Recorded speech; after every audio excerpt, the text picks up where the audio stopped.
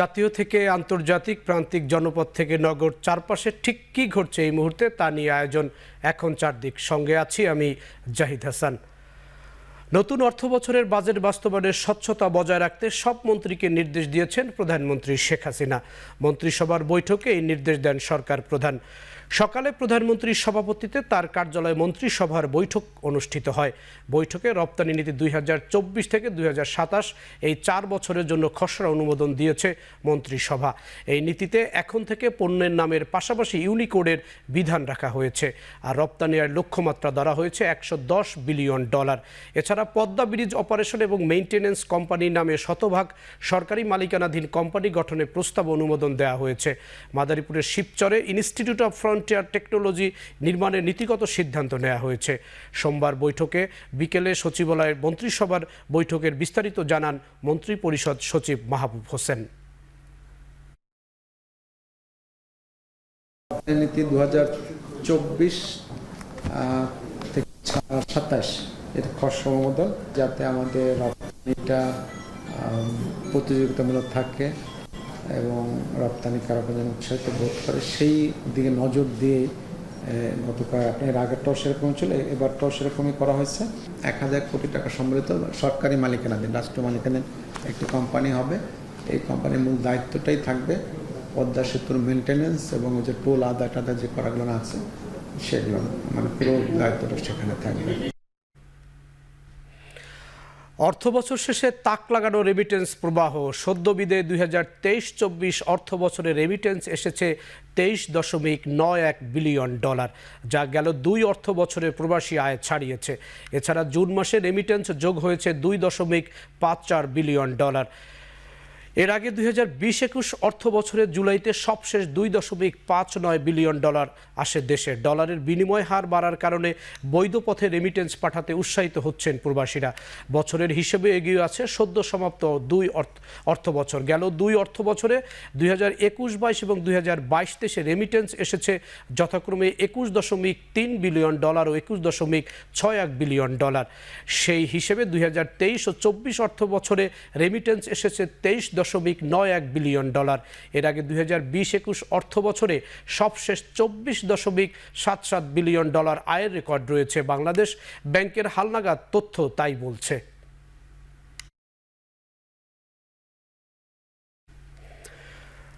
ভারতের সঙ্গে বাংলাদেশের বন্ধুত্বপূর্ণ সম্পর্কের কারণেই অমীমাংসিত ইস্যুগুলো সমাধানে অগ্রগতি হয়েছে।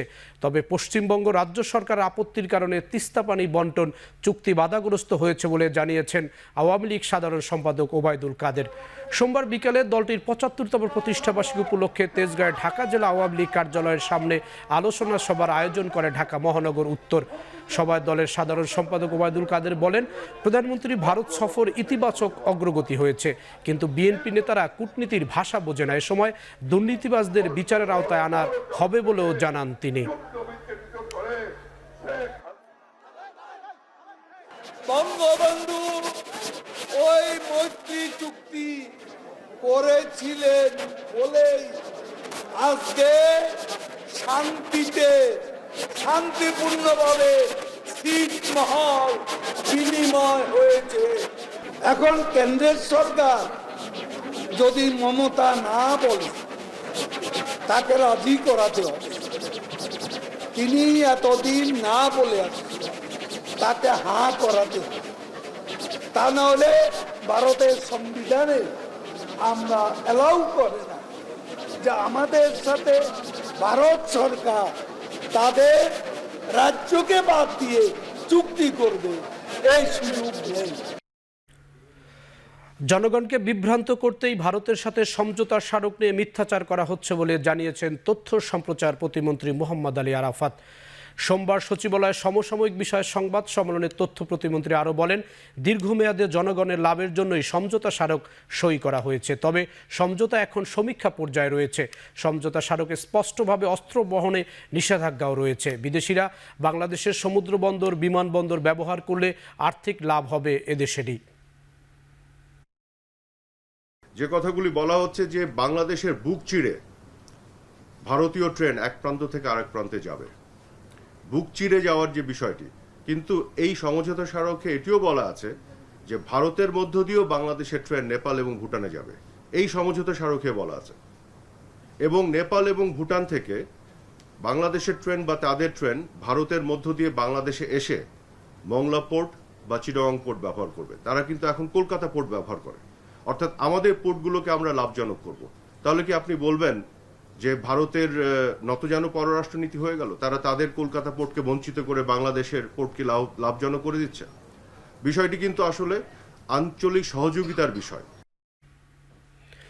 দেশের মানুষ অনেক অর্থনৈতিক কষ্টের মধ্যে রয়েছে বলে অভিযোগ করেছেন বিএনপির মহাসচিব মির্জা ফখরুল ইসলাম আলমগীর। সোমবার বিকেলে জাতীয়তাবাদী আইনজীবী ফোরামের নবগঠিত কমিটির নেতাদের সাথে জিয়াউর রহমানের কবরে শ্রদ্ধা নিবেদন শেষে তিনি বলেন, বাংলাদেশ একটি ব্যর্থ রাষ্ট্রে পরিণত হয়েছে। শাসক গোষ্ঠী এদেশে একদলীয় শাসন ব্যবস্থা কায়েম বাস্তবায়িত করার লক্ষ্যে রাষ্ট্রীয় প্রতিষ্ঠান ধ্বংস করে ফেলেছে। এ সময় মানুষ ন্যায় বিচার পাচ্ছে না বলে অভিযোগ করেন বিএনপি মহাসচিব।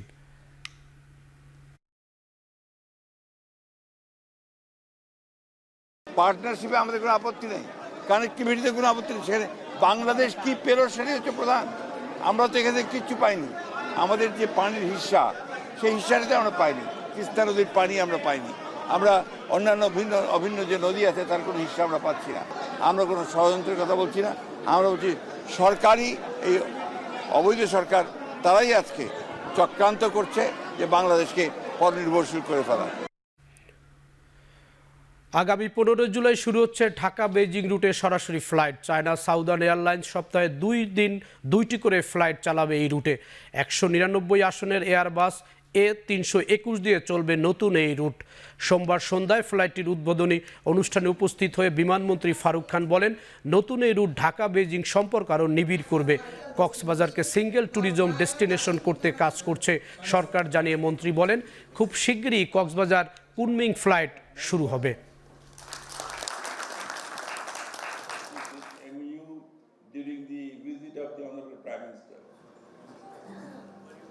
ভেরি সুন আমরা আশা করছি কুনমিংয়ের সাথে আমাদের not only Dhaka but Kunming Cox's Bazar flight আমরা চালু করব, because we believe that China has the highest number of tourist in the world. Chinese tourist will come to Bangladesh. I have already talked with Excellency Ambassador, and we would like to see more cooperation between not only the aviation sector but also in the tourism sector. সর্বজনীন pension স্কিমের বৈষম্য নিরসনের দাবিতে লাগাতার ধর্মঘট পালন করছে ঢাকা বিশ্ববিদ্যালয়ের শিক্ষকরা। বিশ্ববিদ্যালয়ের শিক্ষক ফেডারেশনের ডাকা পূর্ব ঘোষিত কর্মসূচি অনুযায়ী ধর্মঘট চলছে। সোমবার সকাল থেকেই ঢাকা বিশ্ববিদ্যালয়ে সব ধরনের ক্লাস পরীক্ষা বন্ধ রয়েছে। এছাড়া সব ধরনের একাডেমিক ও প্রশাসনিক কাজও বন্ধ রাখা হয়েছে। দুপুরে ঢাকা বিশ্ববিদ্যালয়ের কলা ভবনের সামনে শিক্ষক সমিতির ব্যানারে ধর্মঘটের সমর্থনে সংক্ষিপ্ত সমাবেশ করেন শিক্ষক নেতারা। এ সময় তারা বলেন, শিক্ষকদের মর্যাদাহানিকর সিদ্ধান্ত হচ্ছে নতুন ঘোষিত প্রত্যয় পেনশন স্কিম। বক্তারা বলেন, এটি সময় উপযোগী ও যৌক্তিক সিদ্ধান্ত নয়।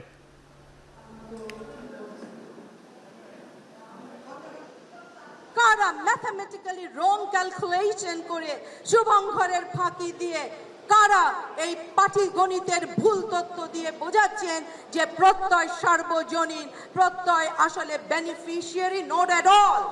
প্রত্যয় কোনোভাবে সর্বজনীন নয়, প্রত্যয় কোনোভাবে বিশ্ববিদ্যালয় শিক্ষকদের জন্য কোনো সুফল আনবে না, এটি কোনোভাবে সুরক্ষা বলয় নয়। এদিকে সর্বজনীন পেনশন প্রত্যয় স্কিমের প্রত্যাহারের দাবিতে পূর্ণাঙ্গ কর্মবিরতি অবস্থান কর্মসূচি পালন করছে অন্যান্য বিশ্ববিদ্যালয়ের শিক্ষক কর্মকর্তা কর্মচারীরা। সর্বাত্মক কর্মসূচির অংশ হিসাবে বন্ধ আছে ক্লাস, পরীক্ষা ও স্নাতক প্রথম বর্ষের ভর্তির কার্যক্রম। আন্দোলনের অংশ হিসাবে সোমবার সকাল থেকে একাডেমিক ভবনের নিচতলায় অংশ নেন বরিশাল বিশ্ববিদ্যালয়ের শিক্ষকরা। ক্লাস পরীক্ষা সহ সকল কার্যক্রম বন্ধ রেখে অবস্থান কর্মসূচি পালন করেন বিশ্ববিদ্যালয়টির শিক্ষক কর্মকর্তা। এছাড়া অনির্দিষ্টকালের জন্য শুরু হওয়া আন্দোলনে অংশ নেন রংপুর বেগম রোকেয়া বিশ্ববিদ্যালয়ের শিক্ষকরা। বিশ্ববিদ্যালয় চত্বরে অবস্থান নেওয়ার কথা থাকলেও বৃষ্টির কারণে সকল শিক্ষক কর্মকর্তারা ছিলেন নিজ নিজ বিভাগে। তবে বন্ধ ছিল শিক্ষা ও ভর্তি কার্যক্রম। তারা জানান, দাবি আদায়ে তাদের আন্দোলন অব্যাহত থাকবে। অনির্দিষ্টকালের জন্য দাবি না মানা পর্যন্ত আমাদের কর্মবিরতি সর্বাত্মক। এই সর্বাত্মক শব্দের অর্থ হচ্ছে আমরা আমাদের সকল একাডেমিক এবং প্রশাসনিক কাজ থেকে নিজেদেরকে বিরত রাখছি। প্রত্যেক স্কিমে এত বড় একটা বৈষম্য তৈরি করবে, এই বৈষম্যের শিকার হতে মেধাবীরা আসবে না। ফলে আমরা চাই এই প্রত্যেক স্কিম সম্পূর্ণভাবে প্রত্যাহার হোক। আন্তর্জাতিক মানের শিক্ষা প্রতিষ্ঠান হিসাবে ঢাকা বিশ্ববিদ্যালয়ের উন্নত শিক্ষা ব্যবস্থার মাধ্যমে বাংলাদেশকে এগিয়ে নিয়ে যাবে। আগামী বিশ্বের সঙ্গে তাল মিলিয়ে চলার মতো শিক্ষার্থী তৈরি করছে ঢাকা বিশ্ববিদ্যালয়। 103তম প্রতিষ্ঠা বার্ষিকীতে এমন আশাবাদ ব্যক্ত করেছেন উপাচার্য অধ্যাপক SM মাকসুদ কামাল। সোমবার টিএসসিতে প্রতিষ্ঠা বার্ষিকীর র্যালি, পতাকা উত্তোলন ও কেক কাটা শেষে সব কথা বলেন উপাচার্য। তিনি বলেন, ঢাকা বিশ্ববিদ্যালয় একটি সৃষ্টিকারী শিক্ষা প্রতিষ্ঠান। একটি দেশের স্বাধীনতা অর্জনে ঢাকা বিশ্ববিদ্যালয়ের মতো আর কোনো শিক্ষা প্রতিষ্ঠান ভূমিকা রাখতে পারেনি। এ সময় উপাচার্যবৃন্দ, হলের প্রভোস্ট, সিনিয়র শিক্ষক সহ বিভিন্ন পর্যায়ের শিক্ষক ও শিক্ষার্থীরা উপস্থিত ছিলেন। এর আগে উপাচার্যের বাসভবনের সামনে থেকে র্যালি নিয়ে টিএসসি আসেন শিক্ষক ও শিক্ষার্থীরা। একটি জাতিসত্তার উন্মেষের জন্য যে ধরনের উপাদান থাকা দরকার, এই ঢাকা বিশ্ববিদ্যালয় তার সবকিছু করেছে। চতুর্থ শিল্প বিপ্লব এবং আগত পঞ্চম শিল্প বিপ্লব, এই দুয়ের উপযোগী করে সাবজেক্ট যেটি হোক না কেন, আমরা আমাদের বিশ্ববিদ্যালয়কে পরিণত করি, আমাদের শিক্ষার্থীদেরকে আন্তর্জাতিক মানের শিক্ষার্থীদের পরিণত করতে হবে। ভূমি উন্নয়ন কর আদায়ের সময়সীমা বাংলা মাস থেকে ইংরেজি মাসে পরিবর্তন করা হলো। এখন থেকে অর্থ বছর অনুযায়ী কর আদায় হবে। 1 জুলাই থেকে পরের বছরের 3 জুন পর্যন্ত কর আদায় হবে। সোমবার এক বিজ্ঞপ্তির মাধ্যমে ভূমি মন্ত্রণালয় পরিবর্তনের তথ্য জানায়। আগে বাংলা মাস হিসাবে 1 বৈশাখ থেকে 30 চৈত্র পর্যন্ত ভূমি কর আদায় হতো। দেশের নিয়মিত অর্থ বছরের সাথে ভূমি কর আদায়ের সমন্বয় করতে এই উদ্যোগ নেওয়া হয়েছে বলে জানিয়েছে মন্ত্রণালয়।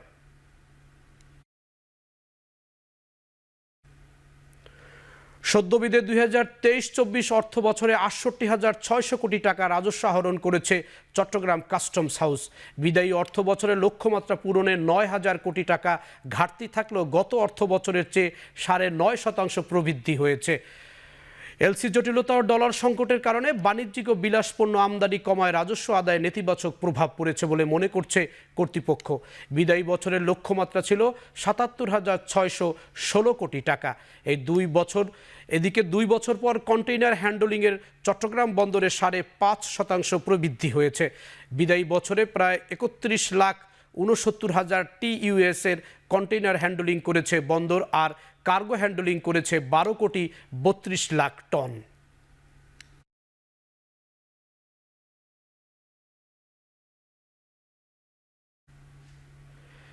এখন চারদিকে নিচ্ছি একটি বিরতি, ফিরছি কিছু সময় পরেই।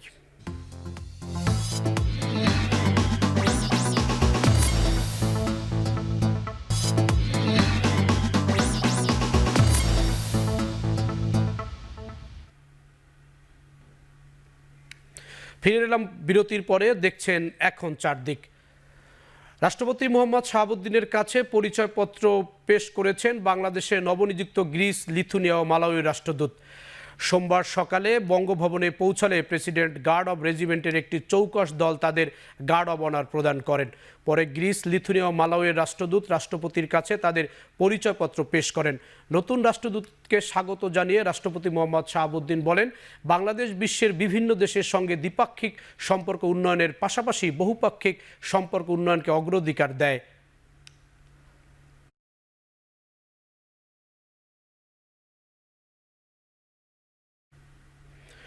সেনাপ্রধান ওয়াকারুজ্জামানের সাথে সৌজন্য সাক্ষাৎ করেছেন ভারতের নৌবাহিনী প্রধান। এ সময় বাংলাদেশ ভারত সুসম্পর্ক আরও জোরদার করতে পারস্পরিক সহযোগিতা অব্যাহত রাখার ব্যাপারে আশাবাদ ব্যক্ত করেন তারা। সোমবার সাক্ষাতে তারা পারস্পরিক কুশল বিনিময় করেন। এ সময় সেনাপ্রধান হিসাবে দায়িত্ব নেয় জেনারেল ওয়াকারুজ্জামানকে অভিনন্দন জানায় ভারতীয় নৌবাহিনী প্রধান। গত 30 জুন ঢাকা এসেছেন ভারতীয় নৌবাহিনীর প্রধানের নেতৃত্বে একটি প্রতিনিধি দল। সফর শেষে আগামী 5 জুলাই ভারতে ফিরবেন তারা।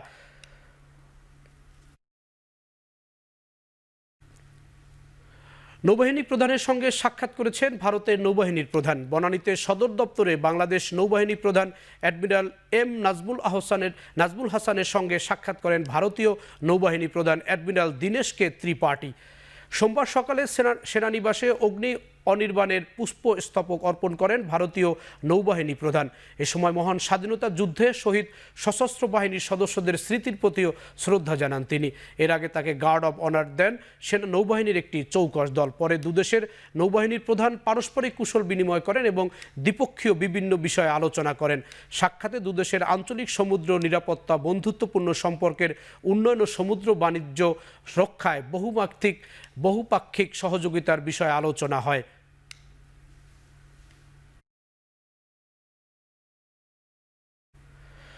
বিশ্বজুড়ে প্রাকৃতিক দুর্যোগ আগের তুলনায় বেড়েছে। ভৌগোলিক কারণে বাংলাদেশ আগে থেকেই দুর্যোগ প্রবণ, ফলে অবিলম্বে কার্যকর পদক্ষেপ না নিলে গভীর সংকট তৈরি হবে। সোমবার সকালে Bangladesh institute of international and strategic studies আয়োজিত সেমিনারে বক্তারা বলেন, জলবায়ু পরিবর্তনে প্রতি বছর ব্যাপক আর্থিক ক্ষতির মুখে পড়ছে দেশ। বাস্তুচ্যুত হয়ে গ্রাম ছেড়ে শহরে আসছে বহু মানুষ। তবে জলবায়ু পরিবর্তন বিষয়ক বিভিন্ন আন্তর্জাতিক তহবিল থেকে অর্থপ্রাপ্তি বাংলাদেশের জন্য একটি বড় চ্যালেঞ্জ হয়ে দাঁড়িয়েছে। এজন্য অর্থ ব্যবস্থাপনার ক্ষেত্রে উন্নতি করার পাশাপাশি উন্নয়ন ঋণ পুনর্গঠনের পরামর্শ বিশেষজ্ঞদের। Last year, we had 5 big cyclones. One had hit Andamans, one came to Teknaf and Myanmar, the other 3 went to Andhra Province and southern India. We are very lucky by a whisker because this could have come to Bangladesh. A cyclone had happened few days back and there is a depression in Bay of Bengal, and the result would be for next 5 days there could be heavy rainfall. The Paris Agreement. And, I said, it takes you 2 years, 2.5 years to mobilize. By the time you mobilize that money, the adverse effect is gone. So there's no point in you actually giving me the money. It's already 30% down on the project value. So there's no point to it. সক্রিয় মৌসুমী বায়ুর প্রভাবে সারা দেশে চলমান বৃষ্টিপাত আগামী 3 থেকে 5 জুলাই পর্যন্ত অব্যাহত থাকবে। আবহাওয়াবিদ মোহাম্মদ আব্দুর রহমান খান জানিয়েছেন, আজ থেকে সারা দেশে বৃষ্টিপাতের পরিমাণ আরও বাড়তে থাকবে। 5 জুলাইয়ের পর থেকে আস্তে আস্তে বৃষ্টিপাতের পরিমাণ কমতে থাকবে। এখন পর্যন্ত চট্টগ্রাম, রংপুর, ময়মনসিংহ এবং সিলেট বিভাগে বৃষ্টিপাতের পরিমাণ সবচেয়ে বেশি।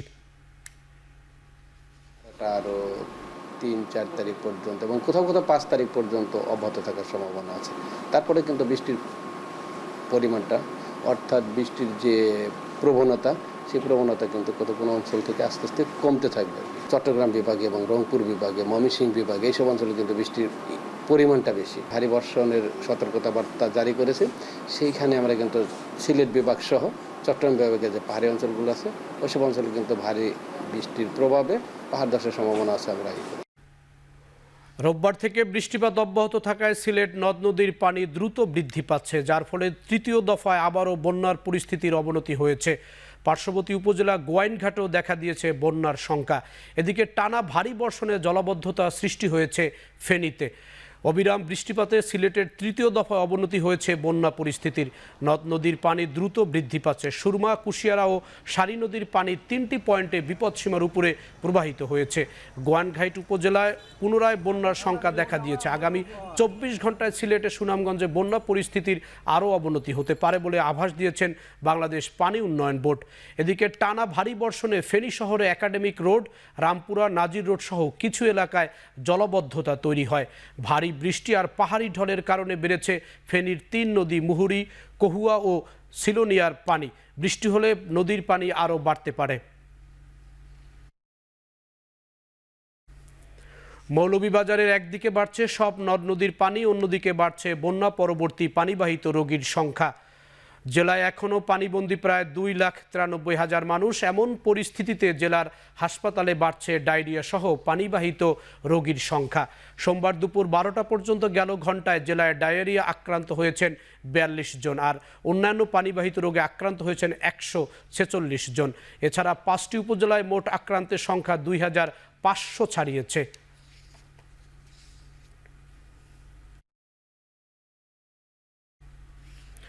টানা দুদিনের ভারী বৃষ্টিতে নাজেহাল চট্টগ্রামবাসী। এমন পরিস্থিতিতে দেখা দিয়েছে পাহাড় ধসের শঙ্কা। এরই মধ্যে পাহাড়ের ঝুঁকিপূর্ণভাবে বসবাসকারীদের সরে যেতে মাইকিং করেছে জেলা প্রশাসন ও সিটি কর্পোরেশন। সোমবার আবহাওয়া অফিস জানায়, চট্টগ্রাম কক্সবাজারের পাশাপাশি 3 পার্বত্য জেলায় ভারী বৃষ্টি আরও 2 দিন অব্যাহত থাকবে। সঙ্গে রয়েছে পাহাড় ধসের ঝুঁকিও। এর আগেও গত মাসে কক্সবাজার ও বান্দরবানে পাহাড় ধসে 12 জনের মৃত্যু হয়। জেলা প্রশাসন হিসেবে চট্টগ্রামের 26টি পাহাড়ে 6,558টি পরিবার অন্তত 30,000 মানুষ অবৈধভাবে বসবাস করে। এর মধ্যে 16টি পাহাড় সরকার, বিভিন্ন সংস্থার ও 10টি ব্যক্তি মালিকানাধীন। মূলত অবৈধ পাহাড় কাটায় ভারী বৃষ্টি হলেই মাটি নরম হয়ে ধস হয়। গত 15 বছরে চট্টগ্রাম বিভাগে পাহাড় ধসে অন্তত 450 জনের প্রাণহানি হয়েছে।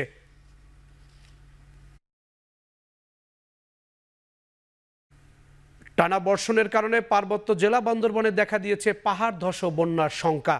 মাটি নরম হওয়ায় পাহাড়ের পাদদেশে বসবাসকারী বাসিন্দারা রয়েছেন ঝুঁকিতে। শহরের টাঙ্কি পাহাড়, বালাঘাটি, কালাঘাট, হাফেজঘোনা, বনরূপ পাড়া সহ উপজেলার বিভিন্ন এলাকার লক্ষাধিক মানুষ আতঙ্কের মধ্যে দিন পার করছেন। এছাড়া ভারী বর্ষণের কারণে সাঙ্গু ও মাতামুহুরী নদীর পানি বাড়ায় যোগ দিয়েছে বন্যার আশঙ্কাও। বৃষ্টিপাত অব্যাহত থাকলে পানিতে তলিয়ে যেতে পারে শহরের নিম্ন অঞ্চল। এদিকে পাহাড়ে ঝুঁকিপূর্ণ বাসিন্দাদের নিরাপদ আশ্রয়ে সরে যেতে শহরে প্রচার চালাচ্ছে জেলা প্রশাসন। আর জেলার 7 উপজেলার 214টি সরকারি প্রাথমিক বিদ্যালয়কে এরই মধ্যে আশ্রয় কেন্দ্র হিসাবে ঘোষণা করা হয়েছে।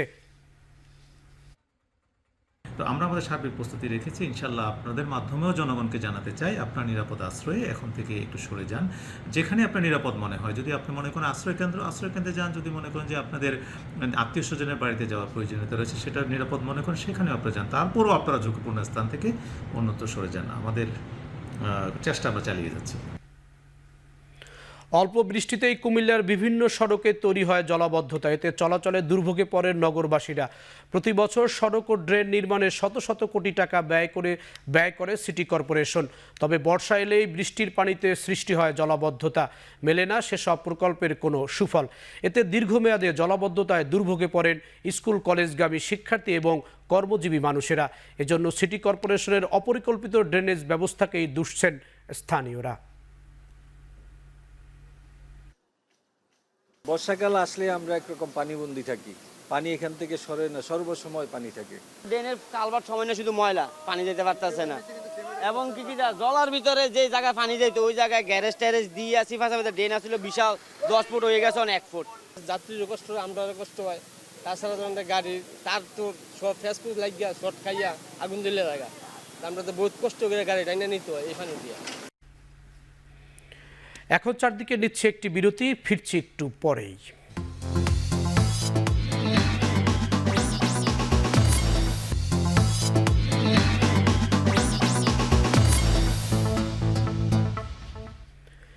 ফিরে এলাম বিরতির পর। আপনারা দেখছেন এখন চারদিক।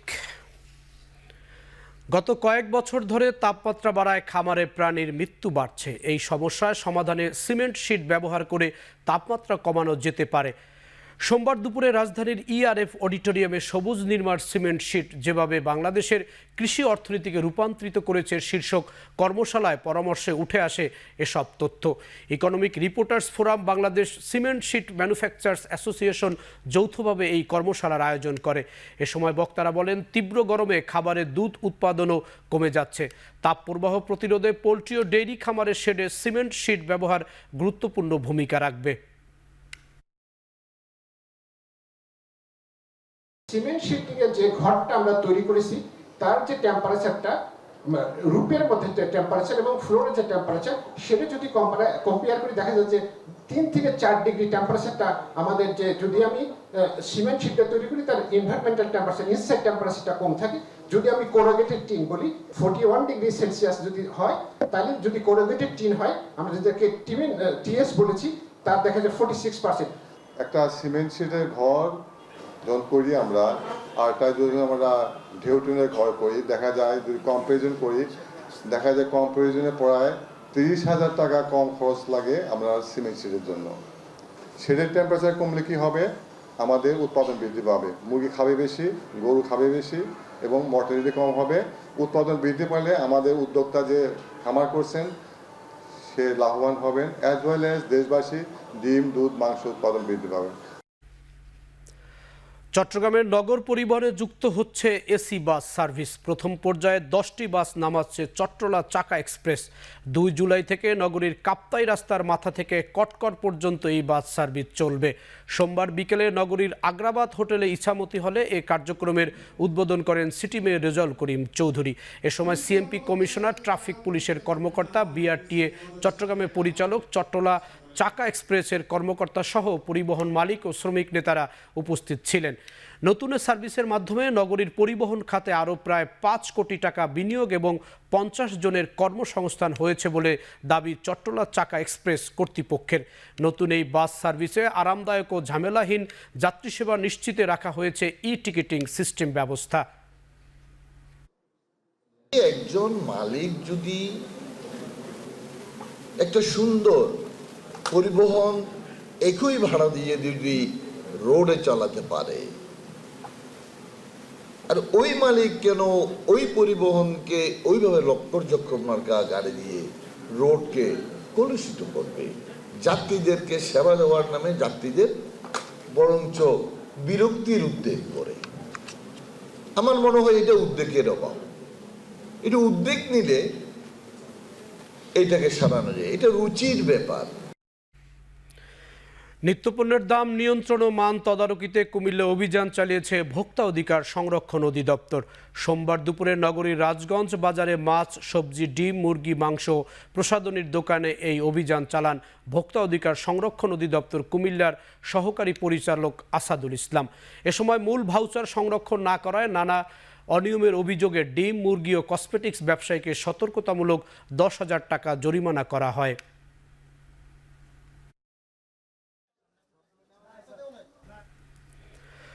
বরগুনায় ভেসে এসেছে 35 ফুট লম্বা একটি তিমি। সদরের ছনবুনিয়া বনে গলিত প্রায় তিমির মরদেহ খুঁজে পায় স্থানীয়রা। গভীর সমুদ্র প্রাণী তিমির মরদেহ ভেসে আসা এলাকায় জুড়ে সৃষ্টি হয়েছে চাঞ্চল্য। বঙ্গোপসাগরে লঘুচাপ ও মৌসুমি বায়ুর প্রভাবে অব্যাহত থাকায় উপকূল জুড়ে ভারী বৃষ্টিপাত হচ্ছে, বেড়েছে পানির প্রবাহ। এরই মাঝে বরগুনার 9 নং বালিয়াতলী ইউনিয়নের ছনবুনিয়া বনে দেখা মিলল সামুদ্রিক স্তন্যপায়ী তিমির মরদেহ। মাথা ব্যতীত 32 ফুট লম্বা এবং 15 ফুট চওড়া এই মরদেহ দেখে অবাক স্থানীয়রাও। ধারণা করা হচ্ছে কোনো সামুদ্রিক জাহাজের আঘাত কিংবা রাসায়নিক দ্রব্য খেয়ে মারা পড়েছে তিমিটি অপসারণের মৃত্যুর কারণ অনুসন্ধানে পদক্ষেপ নেওয়ার কথা জানিয়েছে বন বিভাগ। উল্লেখ্য, গত বছরের উপকূলে ভেসে এসেছে 15 থেকে 16টি তিমির মরদেহ। দ্রুতই পদক্ষেপ না নিলে হুমকিতে পড়বে জীববৈচিত্র্য।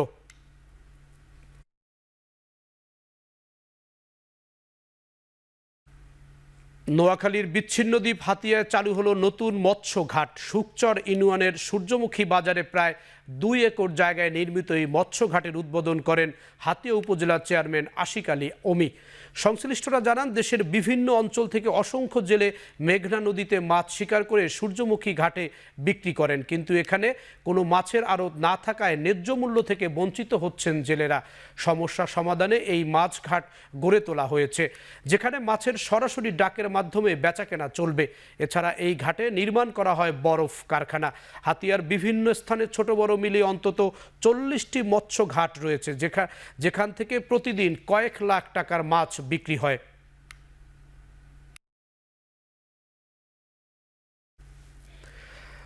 বান্দরবানের থানচির সাঙ্গু নদীতে নৌকা ডুবে 2 শিক্ষার্থী নিখোঁজ রয়েছে। সোমবার দুপুরে তিন্তু ইউনিয়নের হরিশচন্দ্র পাড়া থেকে রুদাদন পাড়ায় যাওয়ার পথে এই নৌকাডুবির ঘটনা ঘটে।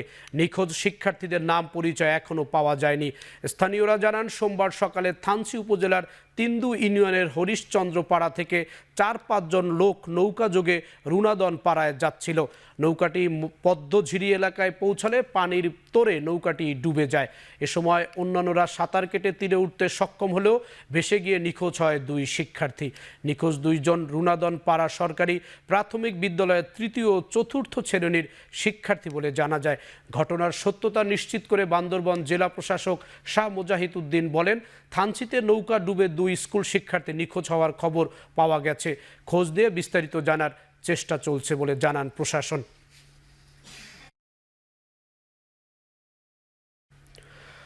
রোটারি ক্লাব অব ময়মনসিংহে ইয়ার লঞ্চিং 2024-25 অনুষ্ঠিত হয়েছে। সোমবার বিকেলে ময়মনসিংহ মুকুল নিকেতন উচ্চ বিদ্যালয় থেকে একটি বর্ণাঢ্য র্যালি শহর প্রদক্ষিণ করে প্রেস ক্লাবে এসে শেষ হয়। প্রেস ক্লাব মিলনায়তনে ময়মনসিংহ রোটারি ক্লাবের 2024-25 রোটা বর্ষের কার্যক্রম উদ্বোধন করেন পুলিশ সুপার মাসুম আহমেদ ভুইয়া। পরে সদস্যদের দায়িত্বপ্রাপ্ত president Rotarian advocates Shibbir advocate Liton rota বর্ষের কর্মপরিকল্পনা উপস্থাপন করেন। ময়মনসিংহ রোটারি ক্লাবের সার্ভিস প্রজেক্টের দুস্থ অসহায়দের মাঝে সেলাই মেশিন, রিক্সা, ভ্যান, হুইল চেয়ার, মেধাবী শিক্ষার্থীদের শিক্ষাবৃত্তি দেওয়া হয়। এ সময় সিনিয়র রোটারিয়ান গার্ডস president HM Khalequzzaman, club secretary Rotarian Mansur Alam Chandra প্রমুখ বক্তব্য রাখেন।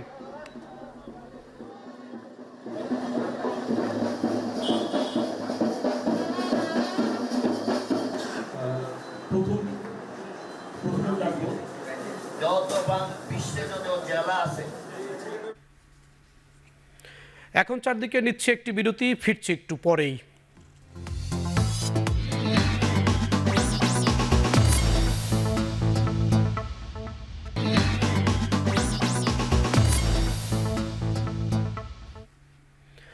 ফিরে এলাম বিরতির পর। আপনারা দেখছেন এখন চারদিক। এখন জানাবো দেশের বাইরের খবর।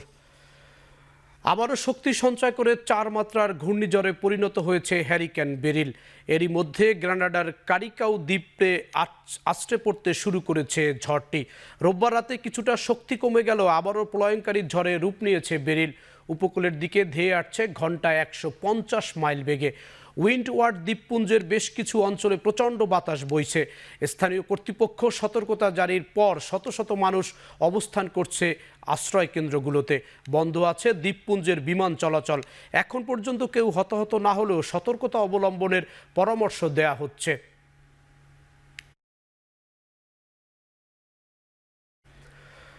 ভারী বৃষ্টিতে ইউরোপের বিভিন্ন দেশে ভয়াবহ বন্যা। চলতি সপ্তাহে ফ্রান্স, সুইজারল্যান্ড ও ইতালিতে বন্যা ও ভূমিধসে প্রাণ হারিয়েছে কমপক্ষে 7 জন। আল্পস পর্বতমালার দক্ষিণে ভূমিধসের কবলে সুইজারল্যান্ডের টিকিনো অঞ্চলের বাসিন্দারা। দুর্যোগপূর্ণ আবহাওয়ার কারণে বন্ধ করে দেওয়া হয়েছে সুইজারল্যান্ডের সব ধরনের রিসোর্ট ও ক্যাম্প। ফ্রান্সের রাইন নদীর পানিতে তলিয়ে গেছে আশপাশের এলাকা। ইতালিতে বন্যার্তদের নিরাপদ স্থানে সরিয়ে আনতে শতাধিক অভিযান চালিয়েছে উদ্ধারকারী দল। চলতি সপ্তাহে পরিস্থিতি অপরিবর্তিত থাকার আভাস দিয়েছে আবহাওয়া দপ্তর।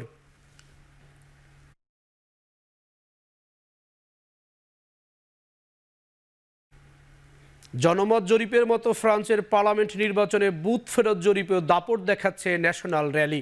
দ্বিতীয় বিশ্বযুদ্ধের পর দেশটির ইতিহাসে প্রথমবারের মতো ক্ষমতায় আসার সম্ভাবনা জাগাচ্ছে কট্টর ডানপন্থীরা। বুথ ফেরত জরিপের সবশেষ তথ্য বলছে নির্বাচনে প্রথম ধাপে সর্বোচ্চ 34% ভোট পেয়েছে ন্যাশনাল র্যালি। এতে ফ্রান্সের জাতীয় পরিষদে ভরাডুবির পথে প্রেসিডেন্ট ম্যাক্রোর দল এনসেম্বল। প্রায় 20.5% ভোট পেয়ে তৃতীয় অবস্থানে দলটি। এবারে নির্বাচনে ভোটের উপস্থিতির হার ছিল 65.5%, যা 27 বছরের মধ্যে সর্বোচ্চ। 2 পর্বের পার্লামেন্ট নির্বাচনে দ্বিতীয় দফায় ভোট গ্রহণ হবে 7 জুলাই। 577টি আসনের মধ্যে নিরঙ্কুশ সংখ্যাগরিষ্ঠতা পেতে হলে কোনো দলকে জয় পেতে হবে অন্তত 289টি আসনে। এদিকে কট্টর ডানপন্থীদের জয়ের আভাসে রাজধানী প্যারিসে পুলিশের সঙ্গে সংঘর্ষে জড়ায় বাম ও মধ্যপন্থী দলগুলোর সমর্থকেরা।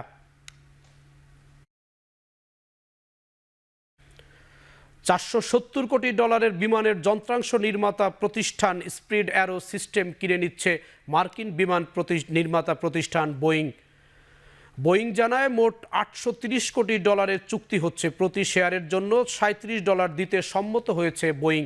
স্পিড অ্যারো স্পেসের বাজার মূল্য এখন $380 কোটি।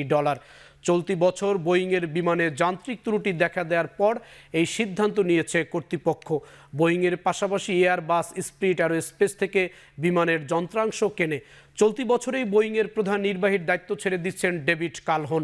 তিনি বলেন, স্পিড অ্যারো স্পেস বোয়িং কিনে নিলে বিমানগুলোর মান আরও উন্নত হবে। 2025 সালে চূড়ান্ত চুক্তি হবে 2 প্রতিষ্ঠানের মধ্যে।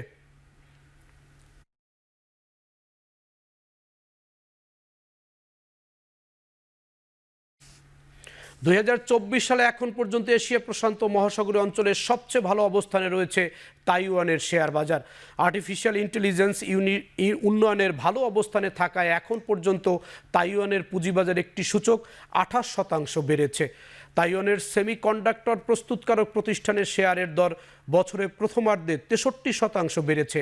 হনাই প্রিসিশন ইন্ডাস্ট্রি শেয়ারের দর বেড়েছে 105%। মূলত আর্টিফিশিয়াল ইন্টেলিজেন্স আর কেন্দ্রীয় ব্যাংকের নীতির কারণেই তাইওয়ানের শেয়ার বাজার এত চাঙ্গা হয়েছে। এশিয়ার শেয়ার বাজারে জাপানের অবস্থান এখনও দ্বিতীয়। নিক্করের সূচক বছরে প্রথমার্ধে বেড়েছে 18%।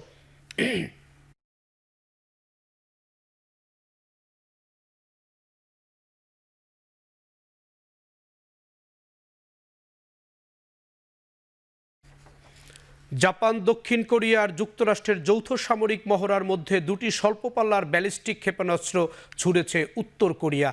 দক্ষিণ কোরিয়ায় সামরিক মহড়ার মধ্যে উত্তর কোরিয়ায় হুমকি দেয় ভয়াবহ পরিণতির। সিউল জানায় প্রথম ক্ষেপণাস্ত্রের 10 মিনিট পর দ্বিতীয়টি ছোড়া হয়। প্রথমটি 600 কিলোমিটার পর্যন্ত উড়ে আর দ্বিতীয়টি উড়ে 120 কিলোমিটার পর্যন্ত। দ্বিতীয় ক্ষেপণাস্ত্রটি ধ্বংস হয়ে ধ্বংসাবশেষ গিয়ে পড়েছে উত্তর কোরিয়ার অভ্যন্তরে। পিয়ংইয়ং জানায় গুরুত্বপূর্ণ একটি প্রযুক্তিপূর্ণ পরীক্ষা করা হয়েছে।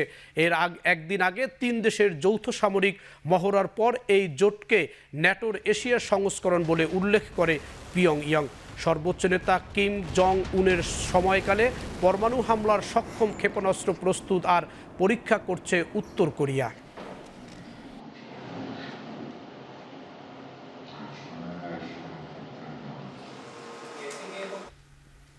কারাগারে স্থান সংকুলন না হয় গত 8 মাসে আটক অন্তত 55 জন ফিলিস্তিনিকে মুক্তি দিয়েছে ইসরায়েল। অমানবিক নির্যাতন ও খাদ্য সংকটের অভিযোগ মুক্তি পাওয়া বন্দীদের। মুক্তিপ্রাপ্ত বন্দীদের মধ্যে ছিলেন গাজার প্রধান স্বাস্থ্যকেন্দ্রগুলোর একটির পরিচালক ডাক্তার মোহাম্মদ আবু সালমিয়া। তিনি অভিযোগ করেন বন্দীদের জিজ্ঞাসাবাদের জন্য একটি কক্ষে নিয়ে প্রতিদিনই নির্যাতন করা হয়। প্রয়োজনীয় স্বাস্থ্যসেবা কিংবা ওষুধপত্র কোনোটাই দেয়া হয়নি তাদের, এমনকি ঠিক করে খেতেও দেয়া হতো না। বন্দীদের ওপর এমন নির্যাতনের প্রতিক্রিয়া ইসরায়েলের কড়া সমালোচনা করেছে হামাস।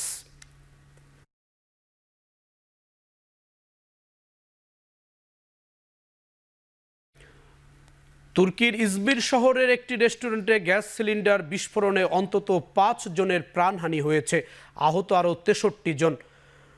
বিস্ফোরণের পর প্রকাশিত সিসি ক্যামেরায় ফুটেজে দেখা গেছে রেস্তোরাঁর আশপাশের রাস্তাঘাট ও ভবন মারাত্মক ক্ষতিগ্রস্ত হয়। সেখান থেকে বাসিন্দাদের নিরাপদে সরিয়ে নিয়েছে পুলিশ। প্রাথমিক তদন্ত প্রতিবেদন বলছে গ্যাস সিলিন্ডার বিস্ফোরণের কারণে এই দুর্ঘটনা ঘটে। আহতদের দ্রুত হাসপাতালে নেওয়া হলেও একজনের অবস্থা বেশ গুরুতর। এদিকে নিহতদের আত্মার শান্তি কামনা করে সামাজিক মাধ্যম এক্সে বিশেষ বার্তা দিয়েছেন দেশটির স্বরাষ্ট্রমন্ত্রী আলী ইয়ার লিকার। আহতদের দ্রুত সুস্থতা কামনা করে এ ঘটনায় জড়িতদের শাস্তির আওতায় আনার ঘোষণাও দেন তিনি।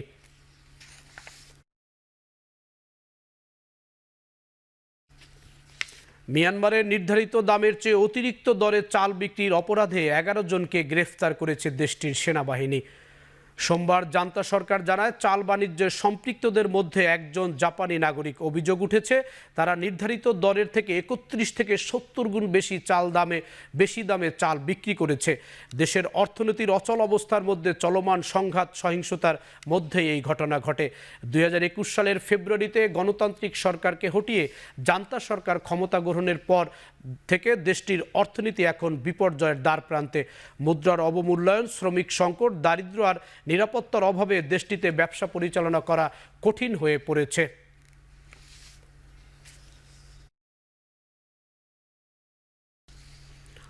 আইপিএলে royal Challenger Bangalore batting coach হিসাবে নিয়োগ পেয়েছেন সাবেক ভারতীয় উইকেট কিপার ও ব্যাটার দীনেশ কার্তিক। গেল আসরে এই ফ্রাঞ্চাইজির হয়েই খেলেছেন কার্তিক। ইন্ডিয়ান প্রিমিয়ার লিগের সবশেষ ব্যাঙ্গালুর জার্সি গায়ে প্রায় 188 স্ট্রাইক রেটে 13 ইনিংসে 326 রান করেন দীনেশ কার্তিক। এছাড়া সব মিলিয়ে আরসিবিসির হয়ে 60 ম্যাচে 25 গড়ে 937 রান আসে কার্তিকের ব্যাট থেকে, যা বেঙ্গালুর হয়ে বিরাট কোহলির পরে দ্বিতীয় সর্বোচ্চ। বিশ্বের সবচেয়ে বড় ফ্রাঞ্চাইজিতে কোচ হিসাবে কাজ করার সুযোগ পেয়ে উচ্ছ্বসিত প্রকাশ করেন ভারতের সাবেক এই ক্রিকেটার।